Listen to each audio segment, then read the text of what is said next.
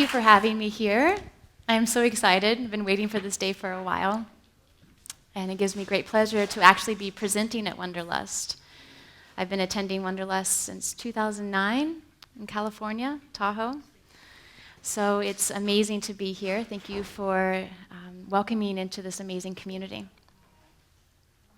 So I'm going to examine the creative process that led me to one of the most profound collaborations of my life, my collaboration with Elena Brower.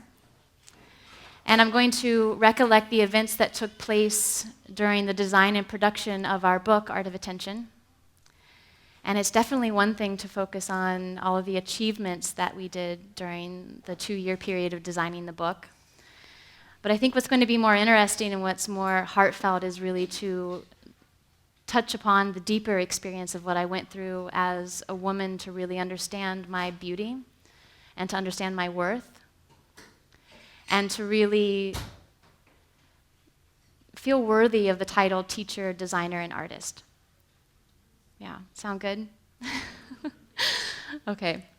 So when I think about some of the teachers who have really touched me, some of my most beloved teachers, they've all been artists at heart. And that's because they go into the classroom and they treat that container as if it's a blank canvas. And they use their words like it's poetry. They start to evoke human emotion. They experiment with the body through their alignment. And I start to feel almost as if there's something very large at work here. Right? There's an expansiveness that starts to be felt. And when you start to look at the classroom as an opportunity to really bring about genuine art, then it has this power to activate and to elevate anyone who attends it. And that's really what excites me, is these mystical experiences. And for me to have this opportunity to sit here in front of all of you and to talk about what I did in my own life to become a self-published author, it really comes down to commanding alignment in my body. And I've been really inspired by a yoga studio out of New York City. It's called Katonah Yoga. And they divide the body up into 3 areas: substance, potential, and vision. So from the waist down, this is the first floor of the body. This is the bone structure, this is the architecture, this is the foundation that we build. And it's also the location of the first and second chakra. And when you think of earth and you think of water, these are really dense elements. And the only way really to get down to the densest part of our bodies, the first floor, is to breathe deeply. And what that breath does is it grants us access into the densest part of our body, and that leads way into the second floor, which is the torso, the heart, the lungs. And these are the elements of fire and the elements of air. And to take all of the things that really reside in the first and second chakra, like our fears, our sexuality, and to transform those in the fire of the belly and into the potential of the heart. And already you can start to see the composure in your body. It starts to open up. And it leads way into the cylinder of the throat, into the third floor of the body, which is your vision. And that's the location of the third eye, that 360-degree perspective, our outlook on life. And all of these details really start to add up to the truth. They add up to the truth of what you stand for as an individual, what you're here to do, how you hold yourself, the way that you project energy into the room, the way that you receive love from others. And the discipline that I bring to my practice being a graphic designer is really about structure. It's about processes, the same way that it is when we're a yogi. So we practice every day. We come back to the mat, and that act of returning and returning again and again is a discipline that builds the first floor. It builds the structure. And when you feel strong into who you are and how you're interacting in your everyday life, then it becomes much easier to breathe deeper and to access the vision. So I was a graphic designer for 10 years, and I worked in San Francisco. And I worked for an engineering firm designing proposals and presentations for them. So we would supply communities around the world with drinking water. And to be perfectly honest, I was fired from that job. And I wasn't fired because I wasn't talented or I wasn't dedicated to what I was doing. I was fired because my attitude sucked. Like, I wasn't pleasant to be around. It didn't really stem from the fact that I was just in a bad mood. It stemmed from the fact that there was a lot of self-hate. I thought that I personally sucked. I thought that as an artist, that my artwork wasn't worthy enough. And I wouldn't even show my portfolio to the design firms that were my dream jobs because I didn't think that I was worthy enough. And my favorite words was, I suck, this sucks. It was just like a gloom of energy around me. And when I look back at that period of my life, what I really see is that I was detached from seeing any sort of beauty. I didn't think I was beautiful. I didn't think anything I created was beautiful. And therefore, nothing was beautiful. And I just want to define what I mean by beauty here. By beauty, I'm not talking about the superficial or the cosmetic layer of beauty. I'm talking about beauty as a form of curiosity. So when you see a beautiful woman or you see a beautiful painting, there's a moment of pause. It starts to slow things down. You can feel yourself starting to sink down into your belly, and there's a sense of expansion, and you want more. You want to create some sort of intimacy, some sort of connection with that. And that's what I felt the first time that I saw Elena. I had a physical attraction to her. So much that after the class ended, I was picked up off my mat, I went up and I waited in line to say hello to her. I just wanted to get a look in her, like one-on-one connection, her and I wanted to see where her power was coming from. Where did she get this direct presence? And I was curious. So that's what I mean by beauty being a form of curiosity. And it's to even go deeper with it, beauty is really a sense, our sexuality. Sexuality being, I felt it physically in my body. It was a want or a desire. And when you mix that physical force with your spirituality, so something that is much larger than you could ever imagine, and your sexuality and your spirituality get wed together, what is birthed from that is your creativity. And because it's using your body as a channel, as a vessel, as this container, and it's being colored and shaped by your experiences, then no matter what you produce, it's going to be original.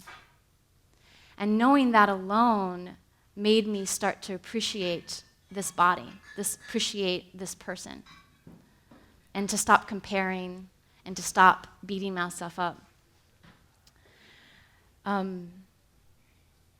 So understanding my definition of beauty, you could see why I wasn't happy at this engineering firm. I must have heard 10 times a day, just make it look pretty. It was all about production. It was how fast can you get it done. There was nothing with real substance for me. And I suffered from a lot of depression. I really look back at that time in my life as though my body was this beehive tomb. There was a lot of activity and work keeping me closed off from the world outside.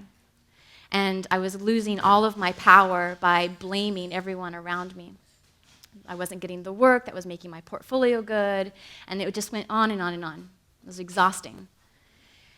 And I started to attend yoga classes at the studio around the street from my office. And we were chanting, we were meditating, and I was really learning how to use my voice. In those moments of stillness, I started to connect to that inner authority, almost like the queen bee. And she started to say, in a very steady, in a very soft and sweet voice, do your own book. You know what you know. Do your own book. And it was a very strange feeling because I recognized that voice, and it felt like an uplifting, like a sense of fire that was a warmth in my chest. And as I started to trust that voice and as it started to unfold, it's almost like the divine started running full speed at me. I went and got certified as a yoga instructor in 2008 at Yoga Tree, San Francisco. And when I returned to my cubicle, I started to notice just a slight shift in the way that I did things. I was smiling more. I was happier to be around. And I would put a piece of grid paper off to the right of me. And grid paper was abundant in an engineering firm. And that's really where the asana glyphs were born. The grid was an amazing way to draw the 90-degree angles that I saw in class, the anatomical focus. So the knee directly over the heel, I would draw them from the feet up. I would work with the latitude, longitude in the body, draw the heads really small, and they started to get stronger and stronger the more I got confident as a teacher.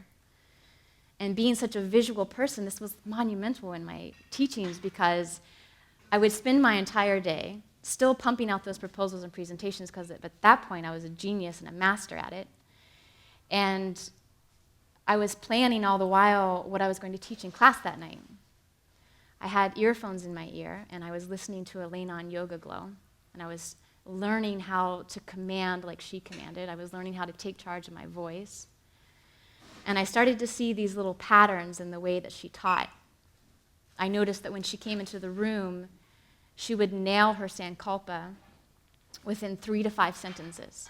It was like this distilled message that just penetrated. And so I came up with a template that allowed me to purge all of my ideas. Every one of the experiences that I was going through at the time, I was burning for a breakthrough, self-transformation. My classes had a lot of core work in them. And I remember all of this because all of it's documented. That's the best thing about it, is that this methodology that I developed really allows me to capture all of the themes and all the patterns that I'm going through personally in my life and that I'm bringing to the classroom. And it works in the same way that a musician might compose a sheet of music.